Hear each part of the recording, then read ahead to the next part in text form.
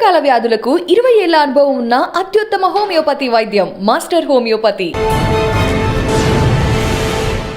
Welcome to crime diaries. ఈ వారం మన గెస్ట్ 2010 పోలీస్ ఆఫీసర్, పేరు దాసర మురళీధర్ గారు, IPS, DCP, Warangal police commissionerate. 2010లో పోలీస్ డిపార్ట్మెంట్ వచ్చేసరికి అప్పట్లో traditional crime, white collar reference ఎక్కువగా ఉంటుంది. తర్వాత అది ఇప్పుడు సైబర్ క్రైమ్గా మారింది. వాడు మనిషికి కనిపించడు, కానీ కోట్లు దోచేస్తుంటాడు. అటువంటి వాళ్ళ పట్ల ఎలాంటి జాగ్రత్తలు తీసుకోవాలనే విషయాన్ని మురళీధర్ గారు అని తెలుసుకుందాం. సార్ నమస్తే అండి. నమస్తే సార్, 2010లో మీరు వచ్చేసరికి ట్రెడిషనల్ క్రైమ్ దాదాపు అంతరించిపోయింది, వైట్ కాలర్ రెఫరెన్స్ స్టార్ట్ అవుతుంటుంది. ఇప్పుడు ప్రజెంట్ సైబర్ క్రైమ్ అనేది మనిషికి కనిపించడు, కానీ కోట్లు కొట్టేస్తుంటాడు. బాధితులు అందరూ కూడా ఎడ్యుకేటెడ్ ఉంటారు, ఎక్యూజ్డ్ పార్టీ అంతా కూడా అన్ఎడ్యుకేటెడ్ ఉంటారు. వాడు ఎక్కడో ఉంటాడు, చేస్తుంటాడు. దీనికి చెక్ పెట్టాలంటే మెయిన్ అవగాహన కల్పించాలన్నదే మీ వాళ్ళందరూ సీనియర్ ఆఫీసర్లు చెప్తుంటారు.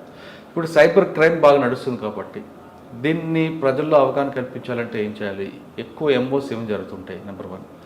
నెంబర్ 2, అప్పుడప్పుడు ట్రెడిషనల్ క్రైమ్తో పాటు బాడీ అఫెన్స్ కనిపిస్తుంటాయి. అంటే పోలీస్ డిపార్ట్మెంట్ ప్రజల్ని మన ప్రాణాలను కాపాడడంతో పాటు ప్రజల యొక్క భాగస్వామి కూడా ఇంపార్టెంట్. కాబట్టి ప్రజలు ఎలాంటి భాగస్వామి చేయాలి, ప్రజల్లో ఎలాంటి అవగాహన వస్తే నేరాలు అదుపులోకి వస్తాయి? ఈ 2 ప్రశ్నల సమాధానం చెప్పే ముందు దాసర్ మురళీధర్ గారు, బై ఛాన్సా బై చాయిసా ఈ డిపార్ట్మెంట్ రావడానికి? నేను బై చాయిసే అండి. యాక్చువల్గా నేను ఇష్టంతో ఈ డిపార్ట్మెంట్లోకి వచ్చాను. ఈ కుటుంబం ఎక్కడండి? Father, mother? మా నేటివ్ వచ్చేసి నిజామాబాద్ డిస్టిక్ అండి. మా ఫాదరు బీడీ కార్ఖాన్లో ఉంటుంది. మా మదర్ కూడా సేమ్ మా నాన్నకి హెల్ప్ చేస్తారు. నాకు ఒక తమ్ముడు, ఒక సిస్టరు. తమ్ముడు ఏమో ఎంప్లాయీ, సిస్టర్ ఏమో హౌస్ వైఫ్. నాకు ఇది ఇష్టంతో నేను ఈ డిపార్ట్మెంట్. అంటే మిమ్మల్ని ఈ డిపార్ట్మెంట్లోకి తీసుకురావాలని రోల్ మోడల్ ఎవరున్నారు? ఏమైనా ఇన్సిడెంట్ మీకు? ఆ ఇన్సిడెంటే కారణం అని చెప్పవచ్చు. ఏదండి? యాక్చువల్గా ఏంటంటే ఒకసారి when I'm studying degree first year, మా నిజామాబాద్లోనే మా ఫ్రెండ్ వాళ్ళ బ్రదర్ని తీసుకెళ్తారు పోలీస్ స్టేషన్కి. సో అక్కడికి వెళ్ళాలంటే ఎవరం కూడా ఎందుకు తీసుకెళ్లారని అడిగే ప్రశ్న కూడా లేదు ఆ రోజుల్లో. కనీసం వాట్ ఈజ్ వాట్ అనేది మనకు కూడా తెలియాలి కదా. అక్కడ అనుకున్నాను, అరే ఏంటిది, మనమే ఉంటే అసలు వాళ్ళని విని బతిలాడాల్సిన అవసరం ఉండదు, ప్లస్ అసలు అన్యాయమా తెలియకుండా తీసుకుపోవడం కరెక్ట్ కాదని చెప్పి ఆ రోజు అనిపించింది అన్నట్టు. అదే టైంలో అని ఇంచుమించు అటు ఇటు కొద్దిగా 1-2 ఇయర్స్ గ్యాప్లో మనకి సివి ఆనంద్ సార్ అప్పుడు నిజామాబాద్ ఎస్పీగా వస్తారు. ఆయన వచ్చినప్పుడు కొద్దిగా పేపర్స్లో చాలా రాశారు, యంగెస్ట్, డైనమిక్గా బాగా, అవన్నీ కొద్దిగా ఇన్స్పిరేషన్ అనిపించింది అన్నట్టు. సో దాంతోపాటు అంటే మెయిన్గా పోలీస్ డిపార్ట్మెంట్లో నచ్చేది ఏంటంటే మీరు సత్వరమే న్యాయం చేయగలిగే డిపార్ట్మెంట్ ఇది. ఇఫ్ పర్ఫెక్ట్గా అనాలిసిస్ చేసుకోగలిగితే బాధితుడికి ఇమ్మీడియట్ న్యాయం చేయగలిగే డిపార్ట్మెంట్ పోలీస్ డిపార్ట్మెంట్ అని నేను ఫీల్ అవుతాను. It is true also. At the same time ఇప్పుడు మీరు క్వశ్చన్ అడిగారు కదా, సైబర్ అది చూసిన తర్వాత డిపార్ట్మెంట్ రావాలనుకున్నారు? ఎస్, అది చూసిన తర్వాత at the same time some officers, అప్పుడు దొర గారు కానివ్వండి, ఆ టైంలో దొర గారు అంటే 6 ఇయర్స్ డీజీగా చేశారు, ఒక వెలిగారు. ఆ తర్వాత సరంజిత్ సేన్ వచ్చారు. ఆయన ఇప్పటికీ నాకు గుర్తు, టీవీలో సార్ అంటే కుంబింగ్ అంటే ఏంటని విలేకరులు ప్రశ్న అడిగితే దువ్వెన్ తీసి దూతడు ఆయన. అంటే లెజెండరీ అప్పుడే మన సజ్జనార్ సారు, ఈ వరంగల్ మొత్తం ఒక షేక్ అవుద్ది సజ్జనార్ సార్వి. అంటే పోలీస్ డిపార్ట్మెంట్ అంటే మీరు చూడండి, ఇప్పుడు సజ్జనార్ సార్ తీసుకుంటే immediate justice. It is good or bad, the different issue. అది ఆ ఇష్యూ పక్కన పెడితే ఒక పోలీస్ మటుకు జస్టిస్ చేయగలడు. ఆయన డిటర్మైన్ అయ్యి ఉండి న్యాయం వైపు నిలబడగలిగితే 100% విక్టిమ్కి జస్టిస్ జరుగుతుంది. అంటే మీకు నిజామాబాద్లో పనిచేస్తున్న లెజెండ్స్ అందరూ కూడా మీకు రోల్ మోడల్ అయ్యారు? అంటే అందరూ అనలేము. అంటే న్యాచురల్గా ఏంటంటే ఎవరైతే పబ్లిక్కి దగ్గరికి వెళ్తారో ఆటోమేటిక్గా మనకు తెలిసిపోతూ ఉంటాయి కదా. అప్పుడు మనము ఒక ప్రజల్లో ఒకళ్ళం ఆ రోజు. సివి ఆనంద్ గారికి ఏ విధంగా ఉంటుంది రెప్యుటేషన్ అప్పుడు? అంటే యంగ్ కదా చాలా. అంటే సార్ని స్టార్టింగ్లో అప్పుడు పేపర్స్ కూడా సార్ చాలా యంగ్ అని చెప్పి చాలా ప్రొజెక్ట్ చేశారు. ఇప్పుడు నిజానికి ఈ రోజు కూడా చూస్తే ఆయన అలాగే ఉంటారు. ఎంత లీన్గా స్మార్ట్గా ఉంటారు సార్. రియల్ అంటే ఒక పోలీస్ ఆఫీసర్ మోడల్ ఎవరంటే సార్ లాగా ఉండాలి, సన్నగా. ఈవెన్ అంజనీ కుమార్ సార్ కూడా మీరు చూడండి, ఈ రోజు కూడా అనిల్ కుమార్ సార్, అంజనీ కుమార్ సార్ ఆ రోజు ఎలా ఉన్నారో ఈ రోజు కూడా అలాగే ఉన్నారు వాళ్ళు. సివి ఆనంద్ గారు కూడా యూత్తో మాట్లాడడం ఆ స్టైల్ వే ఆఫ్ టాకింగ్ కూడా బాగుంటుంది. ఈవెన్ మీకు అంటే అదే చెప్తున్నాను, మనం డిపార్ట్మెంట్లో there are so many persons, every one have their own style. At the same time డిపార్ట్మెంట్కి కూడా ఎంతో కాంట్రిబ్యూషన్ చేశారు. They have good reputation, at the same time good career, their own professional style. అందరూ కూడా ఆయన చూసి మీరు డిపార్ట్మెంట్ అంటే రావాలి. ఆయన ఒక్కని కాదు, ఇప్పుడు ఆ టైంలో సురేంద్ర బాబు సార్, అనురాధ మేడం కూడా చాలా మందికి తెలుసు. చెప్స్ there are so many. Sir ఏంటంటే మా జిల్లాలో పనిచేయడం కొద్దిగా మాకు అప్పుడు ఆయన చేసిన ఎన్కౌంటర్లో గుర్తున్నాయి. ఆయన చేసి అప్పుడు కొద్దిగా చిన్నవాళ్ళం కదా, ఈ విషయాలు పెద్దగా మాకు ఐడియా లేవు. కానీ మేజర్ మీ జిల్లాలో చాలా ఇష్యూస్ జరిగేవండి. అవును, ఒకటి అంటే వాటర్ ట్యాంక్ బ్లాక్ చేయాలనుకుంటారు. అవును, అలాంటి ఐడియా ఉంది. అంటే రవిశంకర్ అయ్యన్నార్ సార్ వచ్చేసరికి కొద్దిగా అవగాహన ఉంది నాకు. అప్పుడు అదేంది ఒకటి చద్మల్ ఎన్కౌంటర్ అని ఒకటి ఫేమస్ ఎన్కౌంటర్ అయింది, అది అప్పుడు కొద్దిగా తెలుసు అలాంటి. ఇంకోటి ఎవరో ఎస్పీ సార్ ఉన్నప్పుడు కూడా ఎల్లమ్మ గుట్టలో ఒక పెద్ద డీసీఎంని చంపుతారు. హోటల్ టీ హోటల్ దగ్గర ఎన్కౌంటర్ అయింది, నడి టౌన్లో అవుతుంది. టౌన్లో state bank of India, state bank quarters దగ్గర కూడా ఎన్కౌంటర్ అవుతుంది. అవును, అప్పుడు నిజంగా అదంటే ఆఫీసర్స్ కూడా చాలా కష్టపడ్డారు. ఈరోజు మనం ఇంత ప్రశాంతంగా ఉన్నామంటే they have sacrifice so much.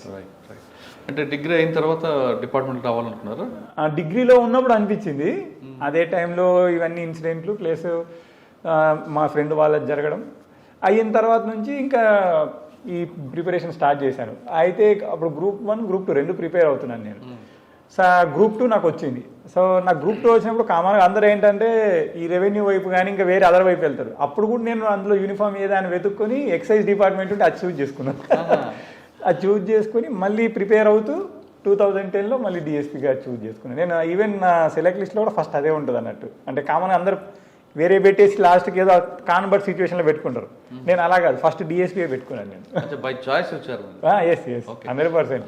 Training అప్ప ట్రైనింగ్ డైరెక్టర్ మాకు అప్పుడు Nanduri Sambasivarao sir great officer, చాలా బాగా చూసుకున్నాడు. అంటే తన పిల్లలు ఎలా చూసుకుంటారో అలా చూసుకునేవారు సార్. నైస్ ఆఫీసర్, అంటే ఎప్పటికీ మర్చిపోలేము సార్ని. ఆయన మళ్ళీ మాకు జాయింట్ డైరెక్టర్, అక్కడే ఇంకో డిప్యూటీ డైరెక్టర్, జాయింట్ డైరెక్టర్గా వివి శ్రీనివాసరావు సార్, ఇద్దరు కూడా గ్రేట్ ఆఫీసర్స్, చాలా బాగా చూసుకున్నారు. సాంబశివరావు గారి దగ్గర మీకు బాగా నచ్చింది ఓ చెప్పండి. ఆయన చాలా టిప్స్ చెప్తాడు కొన్ని. అవును, టిప్స్ చెప్తాడు. ఆయన ఏంటంటే సార్ వచ్చి మాకు క్లాస్ తీసుకునేది అదొకటి. రెండోది ఏంటంటే మేము తినేప్పుడు సార్ వచ్చి మాతో పాటు తినేది. ఒక బిగ్ ఆఫీసర్, ఫుడ్ ఎలా ఉందని చెప్పి తనే స్వయంగా వచ్చి తినడం. ఇంకో గ్రేట్నెస్ ఏంటంటే మేడం కూడా వచ్చారు 1-2 సార్లు. అంతేకాకుండా చాలా ఫ్రీగా ఉండేవారు. అట్ ద సేమ్ టైం ఆయన ఏమనేవాడు అంటే ఎప్పుడు సార్ ఒక మాట అనేవాడు, నాకు ఇప్పటికీ గుర్తు, శిక్షణ అనేది శిక్షణలాగా ఉండాలి కానీ శిక్షలాగా ఉండకూడదు అనేది. అది ఎప్పుడు సార్ చెప్పేవారు. I could remember that every time. కానీ ఆయన ఇంకొక మాట కూడా చెప్తారు, ఒక కేసు జరిగినప్పుడు కేసుకి ముందు కేసుకి తర్వాత తెలుసుకుంటే కేసు ఈజీగా వస్తుంది. అది కరెక్ట్. ఆయన క్లాస్లో కూడా ఆ విషయం చెప్పేవారు. అసలు ఎందుకు అది జరిగింది, తర్వాత కాన్సిక్వెన్సెస్. సారు చెప్పే విధానం ఎలా ఉంటుందంటే హోల్సమ్ అంటాం కదా మనం. అంటే సపోజ్ ఈ ఫోన్ ఉందంటే ఇది ఎలా వచ్చింది చెప్తాడు, దీంతో యూజెస్ కూడా చెప్తాడు. హోల్సమ్గా చెప్తాడు అన్నట్టు ఏది చెప్పినా. అందుకే ఆయన క్లాసు వింటున్నప్పుడు ఆల్మోస్ట్ సార్ ఎప్పుడు కూడా లంచ్కు బిఫోర్ వచ్చేది. ఇంకా మాకు ఆ బ్రేక్ అవేం గుర్తుడకపోయేది. మేము కూడా అసలు ఇంకా చెప్పని అనే ఫీలింగ్లో ఉండేవాళ్ళం సార్ చెప్తున్నప్పుడు. అంత బాగా చెప్పేవారు sir. Is a great teacher also. అవును. మరి మీకు పరిచయం ఎక్కడ పట్టింది? మీ ప్రేమ ఎక్కడ పుట్టింది? అక్కడే అప్పాలోనే. అప్పాలో సార్ దగ్గర కుదరవేవన్నీ. అంటే యాక్చువల్గా ఒక రకంగా చెప్పాలంటే వన్ సైడే అని చెప్పవచ్చు. ఎవరు అని నా వైపు నుంచే. నేను ఎప్పుడు తర్వాత ఆఫ్టర్ ట్రైనింగ్ అయిపోయిన 4-5 ఇయర్స్ తర్వాత మా మ్యారేజ్ అయింది. అప్పుడే కాదు. ప్రపోజల్ ఎవరు మీదే? నేనే. ట్రైనింగ్లో మీరు? ట్రైనింగ్లో కాదు, ట్రైనింగ్లో ఏమి లేదు అసలు. మన సైడ్ నుంచే జస్ట్ వన్ సైడ్ లవ్ అది. ఆఫ్టర్ 4-5 ఇయర్స్ తర్వాత నేను చెప్పాను డైరెక్ట్ వాళ్ళ ఇంట్లోనే చెప్పండి. పోస్టింగ్ అయిపోయిన తర్వాత 2 పోస్టింగ్స్ అయిపోతాయి అప్పటికి. ఓకే, ట్రైనింగ్ అయిందా? ఫస్ట్ పోస్టింగ్ ఎక్కడ? నాకు మార్కాపూర్ అండి. ఓకే, మార్కాపూర్ అన్న ఒకప్పుడు నల్లమల్ల ఆ బెల్ట్ అంతా ఉంటుంది. దాంతోపాటు రాబరీ గ్యాంగ్ ఎక్కువ ఉంటుంది, డెకాయిట్స్ వాళ్ళందరూ ఉంటారు. అది కంట్రోల్ చేయడానికి ఏం చేస్తారు? ఫస్ట్ మీరు వెళ్ళగానే మీకు ఫస్ట్ ఛాలెంజ్ ఏమొచ్చు? యాక్చువల్గా నేను వెళ్ళేసరికి నక్సలిజం ఆల్మోస్ట్ ఏం లేదు, ఒక 3 మిగిలిపోయారు. అది నాట్ బిగ్ డీల్ అసలు. మిగతా ఇష్యూస్ పెద్దగా ఏం లేదు కానీ అప్పుడు మేజర్ ఇష్యూ ఏంటంటే అప్పుడే వైఎస్ఆర్సీపీ స్టార్టింగ్ స్టేజ్ అన్నట్టు, అంటే ఒక 2 years ఏం అవుద్ది. జగన్ గారి ఊపు చాలా ఎక్కువ ఉంటుంది అప్పుడు అక్కడ. ఒక ఇష్యూ ఏమైందంటే కిరణ్ కుమార్ రెడ్డి గారు నా ఎర్రగొండపాలెంలో మీటింగ్ పెడితే మీటింగ్ మొత్తం హంగామా చేసేస్తారు. ఇప్పుడు నేను వెళ్ళడానికి ఒక 4-5 months 6 months బిఫోర్. సో అది మాకు అప్పుడు టఫెస్ట్ ఛాలెంజ్ అన్నట్టు. అంటే ఏంటంటే ఈ పార్టీలు టఫ్గా ఉంది అప్పుడు. నేను వెళ్ళిన ఒక 3 monthsకే అప్పుడు ఇన్సిడెంట్ మధ్యంతరంగా వెళ్ళిపోతారు అప్పుడు కిరణ్ కుమార్ రెడ్డి గారు, సభలో గొడవ కుర్చీలు పగిలిపోయేది అంతే. సో 3-4 months తర్వాత మళ్ళీ కిరణ్ కుమార్ గారు సార్ షెడ్యూల్ వస్తుంది, మేము వస్తున్నాము ఈసారి ఏంటంటే 1 full day స్పెండ్ చేస్తా అంటారు అక్కడ సీఎం హోదాలో. సీఎం హోదాలో సార్ ఏంటంటే ఫస్ట్ నా ఏరియాలో మొదలుపెట్టి మార్నింగ్ నైట్ స్టే కూడా నా దగ్గర ఉంటారు మళ్ళీ ఆ రోజు వేరే ఎండింగ్లో, ఈ వైపు మొదలు ఈ వైపు అన్నట్టు. నెక్స్ట్ డే వెళ్ళిపోతారు. సో అప్పుడు మా ఎస్పీ గారు ఆ ఇన్సిడెంట్ ఉంది కదా దృష్టిలో, సార్ అడిగారు అన్నట్టు. సార్ అడిగితే నథింగ్ ఇష్యూ సార్, నాకు అప్పుడు ఏంటంటే I have good Rayalaseema people very nice అంటే అంటే చాలా చోట్ల రాయలసీమనే చెప్పలేము, ఎక్కడైనా ప్రజలు చాలా వరకు మంచి వాళ్ళనే ఉంటారు. మనం బట్టే మనం అప్రోచే మోస్ట్ ఇంపార్టెంట్. ఇప్పుడు నేను చాలా చోట్ల చేశాను, రాయలసీమలో చేశాను, ఆంధ్రాలో చేశాను, నా గ్రేహౌండ్స్ ట్రైనింగ్ విశాఖపట్నంలో అయింది, ఇప్పుడు తెలంగాణలో. ఎక్కడా కూడా పబ్లిక్ మనం సరిగ్గా ఉంటే మనం ఇచ్చిన దానికి 1000 రెట్లు ఇస్తారు వాళ్ళు రిటర్న్గా. నేనేం చేశానంటే అప్పుడు కిరణ్ కుమార్ గారు వస్తున్నారని చెప్పి వాళ్ళు రావడానికి 3 days బిఫోరు మొత్తం వాళ్ళందరినీ పిలిచాను, ఎవరైతే ఆ ఏరియా మండల్ లీడర్సు ఎస్ఆర్ పంచెస్ అందరినీ పిలిచి ఇది సిచ్యువేషను, నేను ఉండాలనుకుంటే మీరు డిస్టర్బ్ చేయొద్దని చెప్తాను వాళ్ళకి. You believe it or not 3 days అందరు హైదరాబాద్ వెళ్ళిపోయారు. అంటే ఆ రోజు ప్రజలు మనకి ఇచ్చిన గౌరవం అది.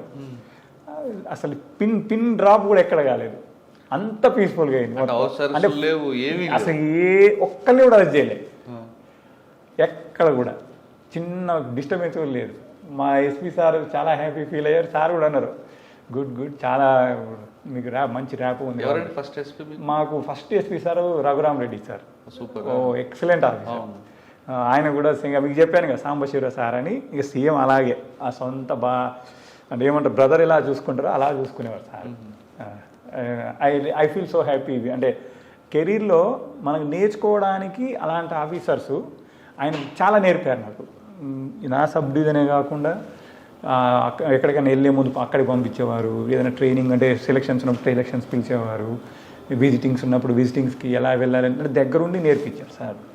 మేము ఆల్రెడీ ట్రైన్ అయ్యి కొత్తగా వెళ్ళాము, కొత్త వాళ్ళకి ఇంకా ఫుల్ ప్లెజ్డ్గా మాకు నేర్పించారు. మేము మొత్తం 5 సబ్ డివిజన్లు అంటే 3 మేమే ఉండేది అక్కడ, మా బ్యాచ్ వాళ్ళు.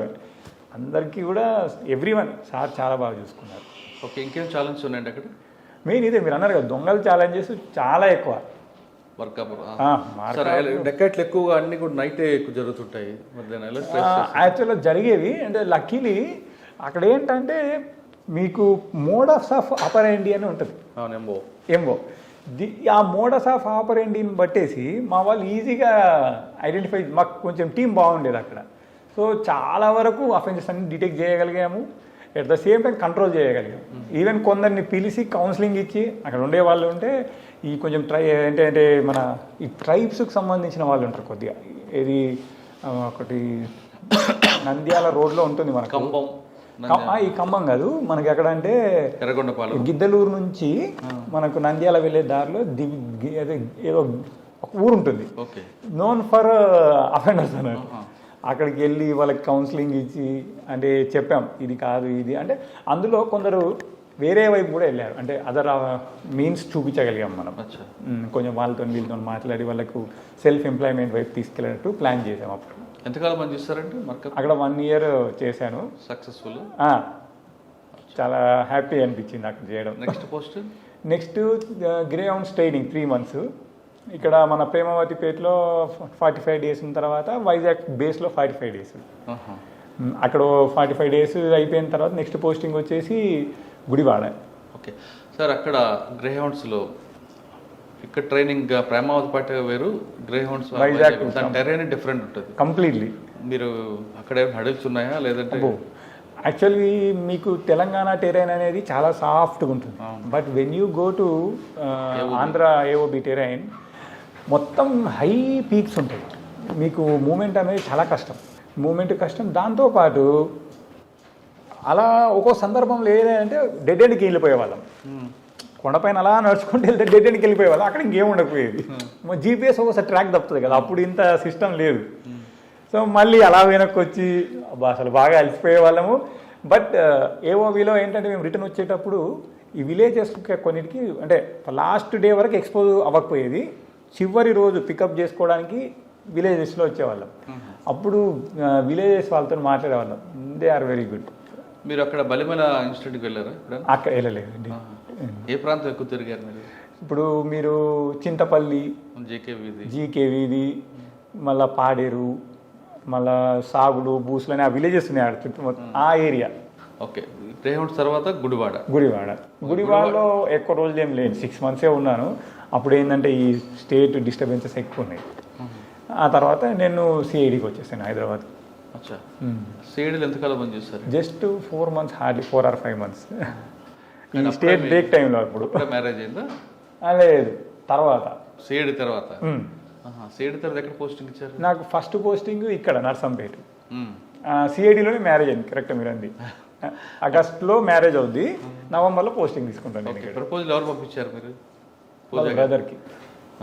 వాళ్ళ బ్రదరు నేనే తెలిసి వాళ్ళ ద్వారా వాళ్ళ బ్రదర్కి ప్రపోజల్ పంపి ఆల్మోస్ట్ అరేంజ్డ్ మ్యారేజ్ లాగే అయింది. అది నాటే 100% లవ్ మ్యారేజ్ అని చెప్పలేము. లవ్ కమ్ మ్యారేజ్ అంతే, అంటే మన వైపు నుంచి. ఆవిడ విసుక్కోలేదు వన్ సైడ్ లవ్ అని? అంటే తను అడిగినప్పుడు కూడా వాళ్ళ పెద్దవాళ్ళకి అడగమని చెప్పారు. Okay sir. పోస్టింగ్ మ్యారేజ్ అయిన తర్వాత నర్సంపేట నర్సంపేట అంటే ఇక్కడ వరంగల్ పక్కనే. ఏం ఛాలెంజెస్ వచ్చాయి అక్కడ? ఛాలెంజెస్ మెయిన్గా ఏంటంటే ఈ ల్యాండ్ ఎక్కువ గొడవలు. ఏదంటే అక్కడ అటవీ ప్రాంతం, మీకు పోడు భూములు ఉంటాయి చూడండి, అవి కొంచెం గొడవలు ఎక్కువ ఉండేవి అక్కడ. దాంతోపాటు పొలిటికల్ రైవలరీ మెయిన్ ఏంటంటే అక్కడ కాంగ్రెస్ ఎమ్మెల్యే, ఇక్కడ టీఆర్ఎస్ గవర్నమెంట్ అప్పుడే రావడం, వీళ్ళు ఇంకా అవన్నీ కొంచెం డిఫరెంట్గా ఉండేవి ప్రాబ్లమ్స్ అన్నీ. బట్ అదే చెప్పాను కదా మీకు నేను, వెన్ వీఆర్ మనం ఎప్పుడైతే రైట్ సైడ్ ఉంటామో ఏ ఇష్యూలు అయినా ఆటోమేటిక్గా ప్రాబ్లమ్ సాల్వ్ అయింది. అక్కడ అలా ఎమ్మెల్యే అపోజిషన్ అయినప్పటికీ వీళ్ళు కోఆపరేట్ చేసేవాళ్ళు, వీళ్ళు కోఆపరేట్ చేసేవాళ్ళు. ఎందుకంటే మనం ఎప్పుడు కూడా ఏది రైటో దానికే స్టాండ్ అయ్యేవాళ్ళం. సో ఎవరు కూడా ఎక్కడ అలిగేషన్ చేయడానికి కానీ లేకపోతే మనల్ని ఇబ్బంది పెట్టడానికి కానీ స్కోప్ ఇచ్చేది లేదు అన్నట్టు. నర్సంపేట ఎంతకాలం ఉండి? 3 years ఉన్నాను నేను. అండ్ మోస్ట్ లాంగెస్ట్ టైం నేను పనిచేసింది అక్కడే. అక్కడే చేశాను. చాలా ఉండాలి మీకు మెమరబుల్ కేసులు, డెకాయిట్లు కానీ. డెకాయిట్లు అంటే ఇప్పుడు మర్డర్ ఫర్ గెయిన్ ఒకటి ఉంటుంది నర్సంపేటలో. మర్డర్ ఫర్ గెయిన్లు నేను ఉన్నప్పుడు నర్సంపేటలో పెద్దగా ఏం జరగలేదు మర్డర్స్. అంటే స్టార్టింగ్లోనే నేను బాగా టైట్గా సెట్ చేసుకున్నాను. అంటే గుడివాళ్ళు ఉన్నప్పుడు ఒక మర్డర్ అయింది, అది నా కెరీర్లో జరిగిన ఇంట్రెస్టింగ్ మర్డర్ అదే అన్నట్టు. ఓకే. ఏంటంటే యాక్చువల్ గుడివాళ్ళు ఏమైందంటే మనకు విజయవాడ నుంచి గుడివాడకు వచ్చే దారి ఉంటుంది, రహదారి. ఆ రహదారి పైన ఒక వ్యక్తిని బైక్ పైన వస్తూ ఉంటే అసలు ఒక రకంగా చెప్పాలంటే పీస్ చేసేస్తారు తలని, మొత్తం ఇక్కడ నుంచి ఇలా కొట్టేస్తారు ఇదంతా. నేను హైదరాబాద్లో ఉంటాను, అది జరిగిందని చెప్తారు. వస్తూ డైరెక్ట్ ఇన్సిడెంట్ అక్కడికే వస్తాం. అక్కడికి వచ్చేసరికి మనకి ఏ క్లూసు ఉండవు అన్నట్టు, ఎందుకు చంపారు అనేది ఏం ఐడియా ఉండదు. తర్వాత మనం ఏంటంటే అది వివిధ మీన్స్లో ఎవరు ప్రాబ్లము అంటే ఎవరు చేసి ఉండొచ్చు ఏంటని అన్నీ చూస్తూ ఉంటాం. బట్ ఏ రకంగా చూసినా అసలు ఏం క్లూ దొరకదు మనకు. తర్వాత ఏం చేస్తామంటే ఒక 2 days తర్వాత 3 days తర్వాత చూసినప్పటికీ ఏ క్లూ రాకపోతే మళ్ళీ ఒకసారి సేమ్ మర్డర్ జరిగిన ప్లేస్కి వెళ్ళి నైట్ టైం అన్నట్టు నైట్ టైం వెళ్ళేసి అంటే వెహికల్ మూమెంట్ ఎక్కువ ఉంటుంది. నైట్ టైం వెళ్ళి మొత్తం టార్చ్ లైట్స్ పెట్టుకొని క్షుణ్ణంగా పరిశీలిస్తాం అన్నట్టు. పరిశీలిస్తే ఒక కీ దొరుకుతుంది మనకు అక్కడ. ఆ కీ ఎవరిదై ఉంటుందా అని చెప్పి ఇప్పుడు మనం ఈ సస్పెక్ట్ లిస్ట్ ఒకటి పెట్టుకున్నాం, అదేంటంటే బైక్ కీ. ఆ సస్పెక్ట్ లిస్ట్ పెట్టుకొని ఎవరు ఆ టైప్ ఆఫ్ బైక్ యూజ్ చేస్తారా అని చెప్పి మొత్తం చూసిన తర్వాత అందులో కొందరు ఉన్నారు అన్నట్టు, ఒక 7 or 6 సేమ్ బైక్ యూజ్ చేస్తారు. సేమ్ బైక్ యూజ్ చేసి దాంట్లో ఒక్కొక్కరిని మనం టిక్ చేసుకుంటూ ఎవరై ఉండొచ్చా అని చెప్పి ఫస్ట్ లాస్ట్ దానికి 2కి మినిమైజ్ చేసాం. 2కి మినిమైజ్ చేసిన తర్వాత ఫస్ట్ చాయిస్ ఎవరిని తీసుకుందాం అని చెప్పి ఒక్కళ్ళని తీసుకొచ్చి అంటే మనకు ప్రాబబిలిటీస్ తెలుస్తాయి కదా అతనే అయ్యి ఉండడానికి అని అతను తీసుకొచ్చి మాట్లాడుతూ అతను ఫస్ట్ మా వాళ్ళు కూడా ముందు ఒకసారి పిలిపించి మాట్లాడితే ఏం చెప్పడు.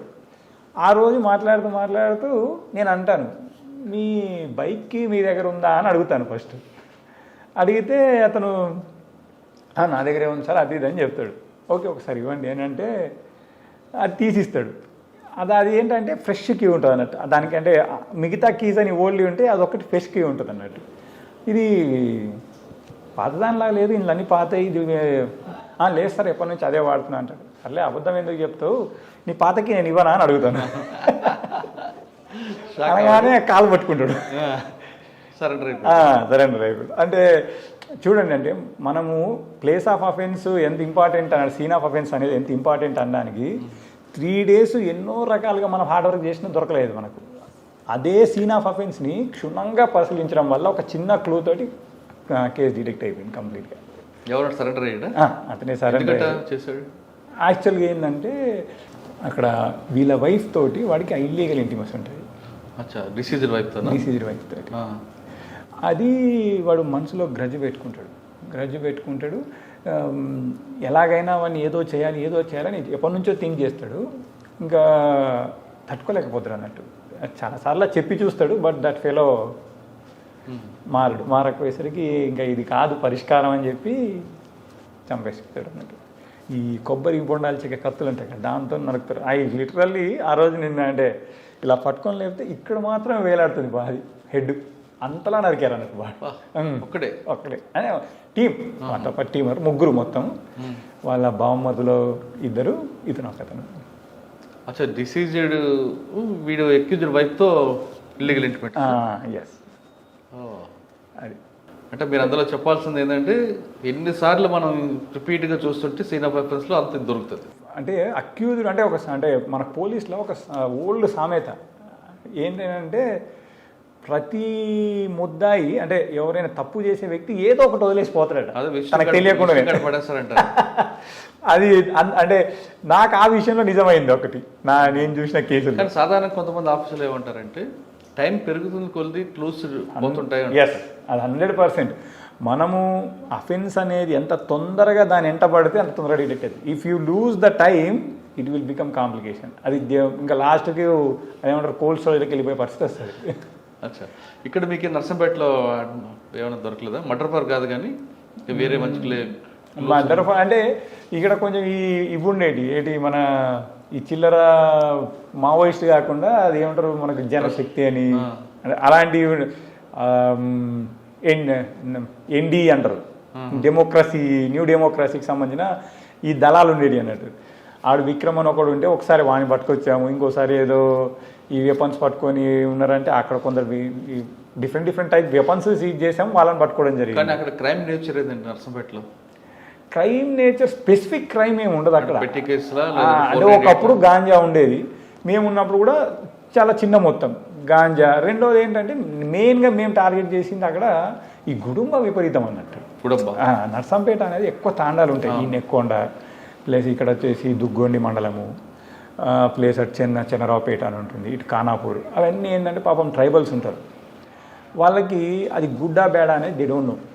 సో మేము ఉన్నప్పుడు ఏంటంటే ఫస్ట్ నేను మొదలుపెట్టింది అదే.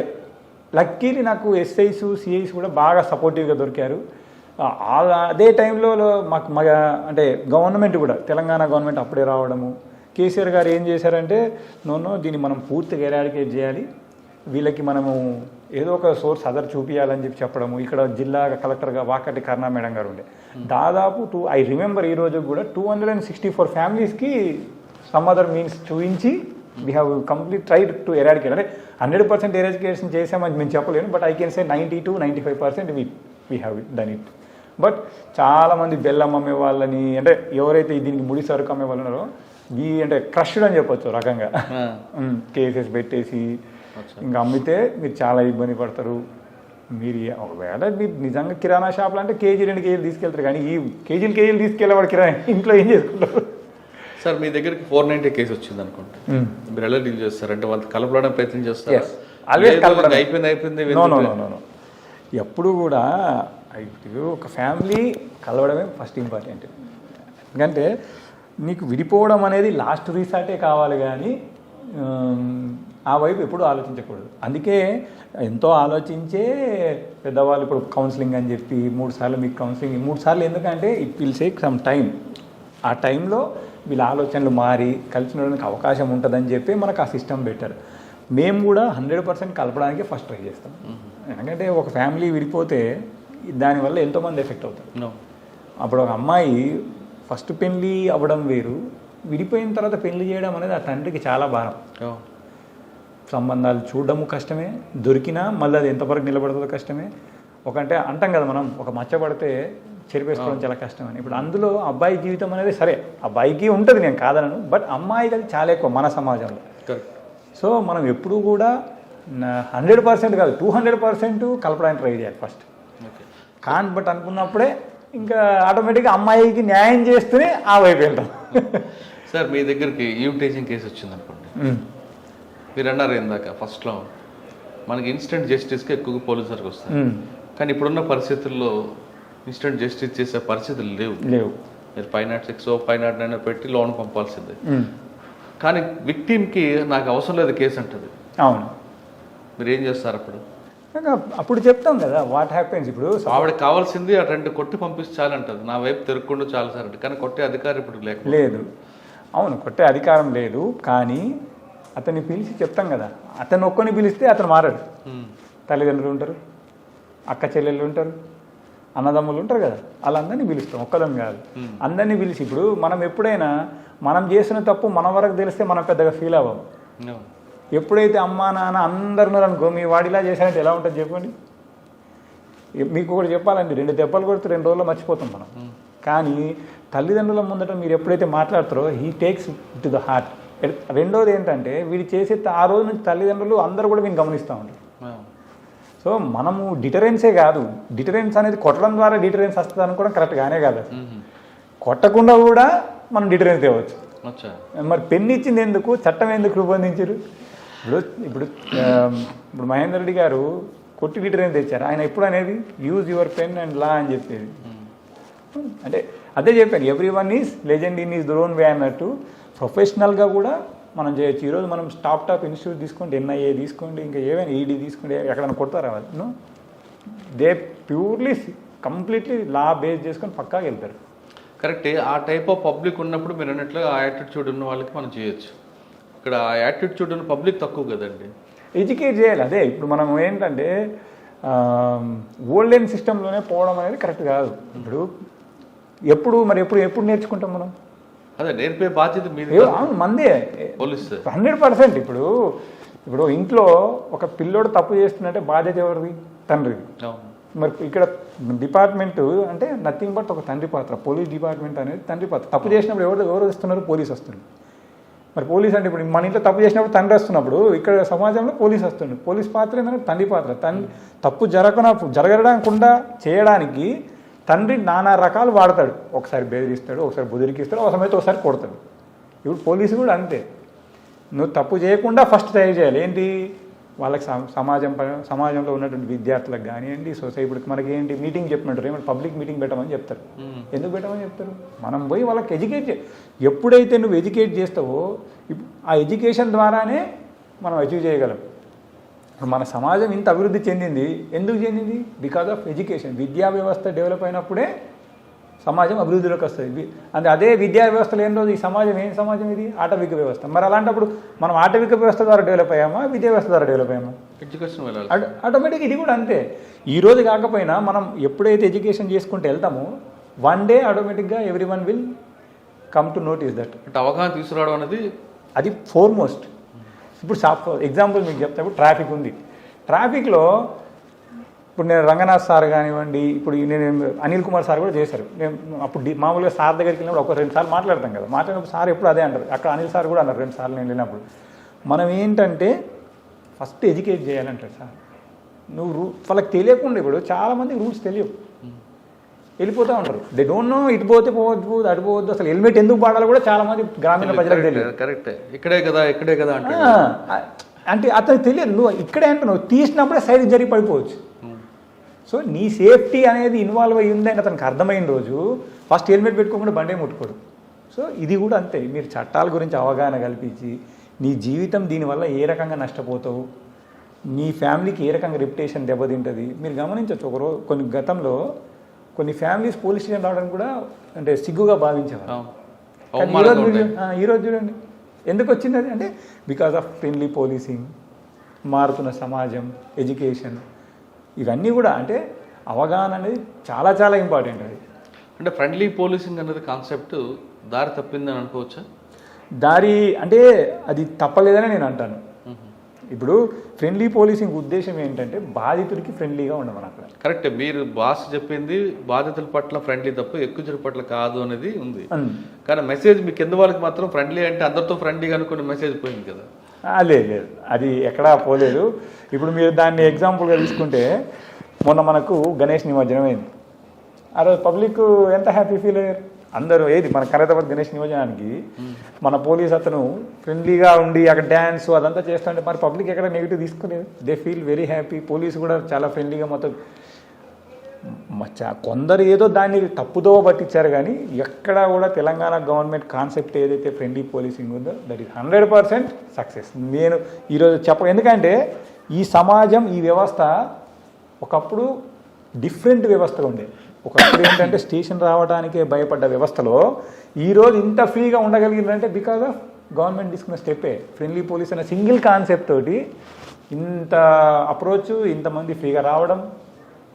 ఈరోజు షీటింగ్సే తీసుకోండి, అమ్మాయిలు డైరెక్ట్ కంప్లైంట్ చేయగలుగుతున్నారంటే అంత ధైర్యం ఎక్కడి నుంచి వచ్చింది? మనం రీచ్ అవ్వడం వల్లే కదా.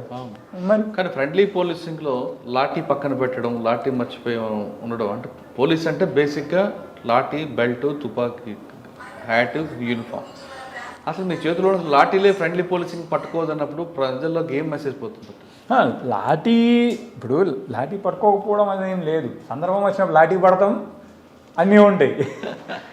అది అంటే సందర్భం బట్టి ఆటోమేటిక్గా ఇప్పుడు కంట్రోల్ చేయాల్సిన సందర్భాల్లో అది కూడా జరిగింది. ఎక్కడ వదిలేస్తారు, ఎక్కడ వదలలేదే మీరు చూడొచ్చు. అది కూడా ఎక్కడ ఎలా ఉండాలా అంటే గవర్నమెంట్ ఉద్దేశం ఏంది, ప్రజలందరూ పోలీస్కి అప్రోచ్ అవ్వాలి. ఇది ఒక డిఫరెంట్ అయిన వ్యవస్థ నుంచి మనం వచ్చాము, అందుకని చెప్పి ఈ సిస్టమ్ తీసుకొచ్చారు, అందులో సక్సెస్ అయ్యారు. అలా అని చెప్పి మీరు ఏదేదో ఏర్పడతా చేస్తాం మేము ఊరుకు అట్లా ఉండదు. నో, దేర్ ఈస్ లాఠీ ఉంది, ఇప్పటికీ యూనిఫామ్లో అన్నీ ఉన్నాయి, ఏది పోలేదు ఇంకా. అంటే జరగాల్సింది జరుగుతుంటుంది, కరెక్ట్గా ఉన్నవాడి పట్ల ఫ్రెండ్లీగా ఉంటారు. 100% బాధితుడికి ఫ్రెండ్లీ ఉండమనే కాన్సెప్ట్ అది 100% ఉంటుంది. అంటే లా బ్రేకర్స్కి మాత్రమే అంతే. ఇప్పుడు మాబ్ ఉంది, డిస్పోజ్ చేయాలి, వాడు మాబు అన్కంట్రోల్ మాబ్ ఉంది, ఆటోమేటిక్గా వి యూజ్ దట్.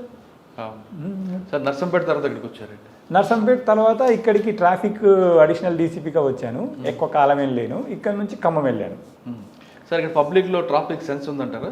ఎక్కడ ఇక్కడ అంటే అంతగా లేదు, but we have to educate them. తెలియదు చాలా అంటే rural area. Warangal is mostly rural area. వరంగలే కదండి, హైదరాబాద్ కూడా లేదు కదండి ట్రాఫిక్ సెన్స్. అదే ఇప్పుడు ట్రాఫిక్ సెన్సు మెయిన్గా మనకు ఉండాలి ఫస్ట్. అది ఎవరో అంటే మేము చెప్తున్నాం, నేను చూశాను. ఇప్పుడు సింపుల్ ఎగ్జాంపుల్, ఒక ఉదాహరణతోటి లైవ్గా నా దగ్గర జరిగింది నేను చెప్తాను. నేను నర్సంపేటలో పనిచేస్తున్నప్పుడు నా దగ్గర 260 కానిస్టేబుల్స్ ఉండేది, 62 అందరికీ విత్ ఎస్ఐస్, ఇంకొక 7-8 మంది ఎస్ఐస్, ఇంకో 3 సిఐస్ అందరు ఉండేది. అప్పుడు ఏమైంది, నేను ఏం చేశానంటే ఒక NGO వాళ్ళని అడిగేసి అందరికి హెల్మెట్స్ ఇప్పించాము. ఏంటంటే నైట్ టైం వస్తూ ఉంటారు, వెళ్తూ ఉంటారు అని. ఇప్పుడు ఇప్పించిన తర్వాత hardly I think 15 or 20 days ఒక కానిస్టేబుల్ చనిపోతాడు.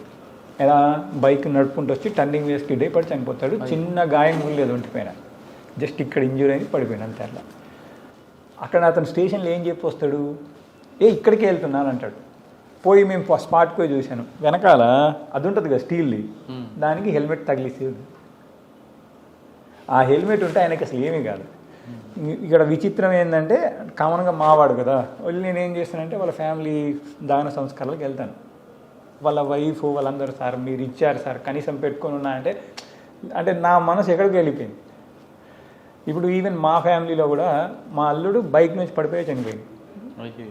అంటే ట్రాఫిక్ సెన్స్ అనేది ఇప్పుడు పోలీస్ ఇంత స్ట్రిక్ట్గా ఇంప్లిమెంట్ చేస్తుంది, గవర్నమెంట్ ఇంతగా ప్రెషర్ చేస్తుందంటే మీ సేఫ్టీ గురించే.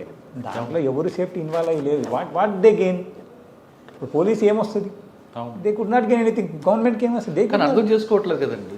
అది ఎప్పుడు అర్థమైంది అంటే నీకు అయిన రోజే అర్థమైంది.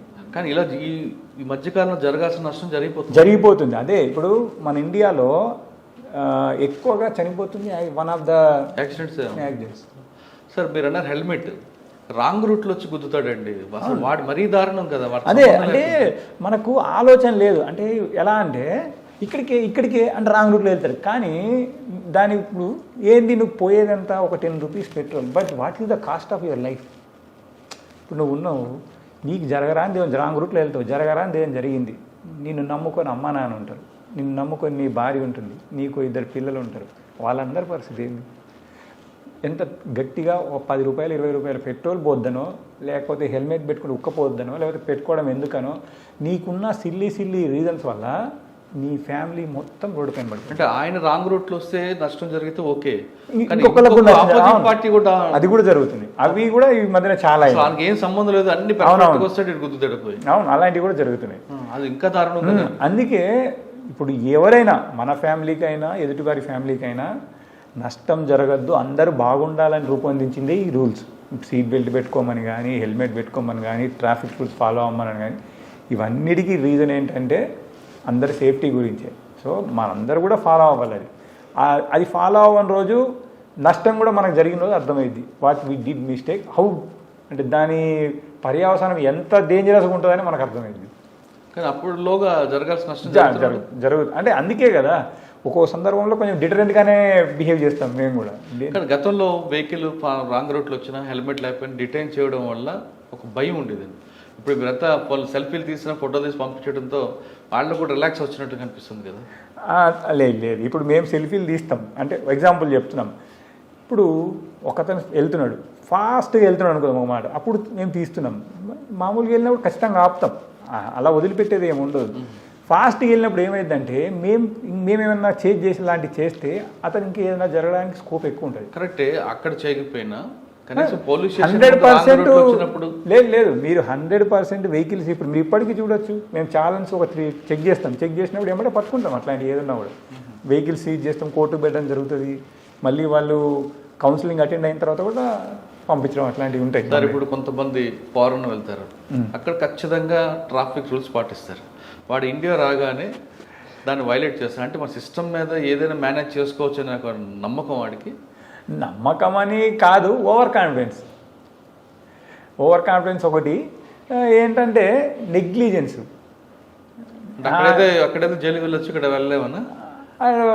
అదే చట్టాన్ని ఇప్పుడు ఎవరైనా చట్టాన్ని బట్టి యాక్ట్ అవ్వాల్సిందే. ఇప్పుడు మన దగ్గర చట్టం ఎలా ఉంటే మనం యాక్ట్ చేస్తాం, అక్కడ చట్టాన్ని బట్టి వాళ్ళు యాక్ట్ చేస్తారు. అక్కడ మనకంటే కొంచెం డిఫరెంట్గా ఉండొచ్చు, అందుకని చెప్పి అలా ఉన్నాడేమో నా ఒపీనియన్. సాధారణంగా చాలామంది సీనియర్ ఆఫీసర్లు ఏం చెప్తుంటారంటే, చిన్న పావైనా పెద్ద కర్రతో కొడితే, అంటే ట్రాఫిక్ వైలేట్ చేస్తున్నప్పుడు చిన్నప్పుడే చిన్న రౌడీజం చేస్తున్నప్పుడే టైట్ చేస్తే వాడు పెద్ద అయిన తర్వాత కరెక్ట్గా గుడ్ సిటిజన్ అవుతాడని అంటుంటారు. మీరు ఒప్పుకుంటారు? 100%. మీరు ఇప్పుడు పిల్లల్ని చూడొచ్చు. ఇప్పుడు మీకు బాబు ఉంటే, అంటే ఎగ్జాంపుల్ చెప్తాను, మీ ఇంట్లో బాబు ఉంటే మీరు అడగండి, ఆయన రెడ్ సిగ్నల్ ఆపండి అంటాడు. ఇప్పుడు మా బాబే ఉన్నాడు నాతో పాటు ఉన్నప్పుడు, ఆపండి అని చెప్తాడు తను. ఎందుకంటే ఇప్పుడు ఎడ్యుకేషన్లో ట్రాఫిక్ అనేది ఒక ఎడ్యుకేషన్లో భాగం చేశారు పిల్లలందరికీ. మీ బాబు ఆపొచ్చు, నా బాబు ఆపొచ్చు, కానీ ఇప్పుడు బాబులే రాంగ్ రూట్లో తీసుకెళ్ళి పిల్లలు స్కూల్ దగ్గర దింపుతున్నారు. అదే అంటే ఆ సెన్స్ మనం డెవలప్ చేసుకోవాలి. ఇప్పుడు అంటే ఒక చిన్న పిల్లోడు, నీకు పుట్టిన 3-4 సంవత్సరాల పిల్లవానికి ఉన్న తెలివి మనకు లేదంటే మన గురించి మనం ఏమనుకోవాలి? సిగ్గుపడాలి. సో మనం నేర్చుకోవాలి, కనీసం వాళ్ళని చూసినా మనం నేర్చుకోవాలి, వాళ్ళ కోసమైనా నేర్చుకోవాలి. అంటే మీరు మీ టార్గెట్ అంతా చిన్నపిల్లలే? 100%. దే ఆర్ రేపటి సిటిజన్స్. చిన్నపిల్లని కాదు, మన ఉద్దేశం ఏంటి, మనం అందరికీ కౌన్సిలింగ్ ఇస్తాం. ఈ ఏజ్ ఏం లేదు. ఇప్పుడు పబ్లిక్ మీటింగ్ పెడతాం, అక్కడ అంతా పెద్దవాళ్ళు ఉంటారు, చిన్నవాళ్ళు ఉంటారు, అందరూ ఉంటారు. ఇప్పుడు కాలేజ్కి వెళ్తాం, మిడిల్ ఏజ్ వాళ్ళు ఉంటారు, స్కూల్కి వెళ్తాం, చిన్నపిల్లలు, అందరిని ఎడ్యుకేట్ చేస్తాం. కాకపోతే వీళ్ళని ఎక్కువ ఎడ్యుకేషన్ చేయాలి. ఎందుకంటే రేపటి సిటిజన్స్ వీళ్ళు, భవిష్యత్తు వీళ్ళు, వీళ్ళకి చెప్తాం, వీళ్ళకి ఎక్కువ ఇంపార్టెన్స్ ఇస్తాం. కానీ వీళ్ళ మైండ్ వాళ్ళు స్టిక్ అవుతుంది, చిన్నపిల్లల మైండ్లో కాబట్టి తొందరగా స్టిక్ అవుతుంది. ఏ పొల్యూషన్ ఉండదు వాళ్ళ లోపల. మనం ఏంటంటే చిన్నదాన్ని కూడా చాలా ఎక్కువ ఊహించుకొని పరిగెడతా ఉంటాం అంతే. Okay sir. తర్వాత ఖమ్మం వచ్చారా? ఖమ్మం ఎలక్షన్ టైంలో వెళ్ళాను నేను అడిషనల్ ఎస్పీగా. అప్పుడు ఎలక్షన్స్ మొత్తం సిపి గారు మేము ఇద్దరం చూసుకోవడం జరిగింది. తఫ్సీర్ ఇక్బాల్ అని చాలా మంచి ఆయన కూడా. ఆయన మురళీ యూటీ అంటే గైడెన్స్ ఇచ్చేవాళ్ళు. చెప్పేవాళ్ళు you take care of it అని చెప్పేసి సారు. ఎప్పుడు కూడా సార్ విభజించేది, ఆ 2 నువ్వు చూడు, ఈ 2 నేను చూస్తా, అలా అంటే అందరికి ఎవరి వాళ్ళకి ఇచ్చేవాళ్ళు అన్నట్టు. మీరు ఆ 2 అంటే మీదే? నేను ఎప్పుడు సత్తుపల్లి వైపు లేదా వైరా చూడడం అనేది సార్ ఎప్పుడు ఇటు రూరల్ అండ్ టౌన్ అటు కూడా వచ్చేవాళ్ళు. అంటే ఒక ఆఫీసర్ అటు ఉంటే ఎమర్జెన్సీ వచ్చినప్పుడు ఒకళ్ళు ఉంటారు కదా అక్కడ అని ఆ రకంగా ఉంచేస్తారు. ఓకే. తర్వాత అండి ఖమ్మం తర్వాత ఎస్పీ లీగల్ చీఫ్ ఆఫీస్లో చేశాను. ఎస్బీ. ఓకే. అంటే ప్రమోషన్ వచ్చింది తర్వాత అక్కడ ట్రాన్స్ఫర్ చేశారు. అక్కడ 2 years ఉన్నాను. అక్కడ నుంచి రీసెంట్గా ఫిబ్రవరిలో ఇక్కడికి వచ్చాను. ఓకే. కానీ మేడం మీది ఇద్దరికి ఎక్కడ కలిసి పనిచేయాలి? లేదు అసలు ఎప్పుడు కలిసే పని చేసాం మేము. అవునా? తెలంగాణ వచ్చిన తర్వాత ఏ రోజు కూడా మేము విడిపోయలేము. అంటే ఈ గవర్నమెంట్ మాకు ఇచ్చిన గ్రేట్ గిఫ్ట్ అని చెప్పొచ్చు. అది ఎక్కడ కలిసి పని చేశారు? ఇప్పుడు నేను ఇక్కడ మేమిద్దరం కలిసే పని చేసాము. నేను 14లో ఇక్కడికి వచ్చాను, మా వైఫ్ 15లో ఇక్కడికి వచ్చేసింది. అంటే ఆవిడేంటి ఇక్కడ ఏసీపీ క్రైమ్స్ చేశారు తను ఇక్కడ.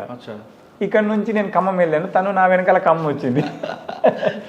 ఖమ్మంలో నేను మళ్ళీ అక్కడ నుంచి ఇక్కడ హైదరాబాద్ వెళ్ళాను.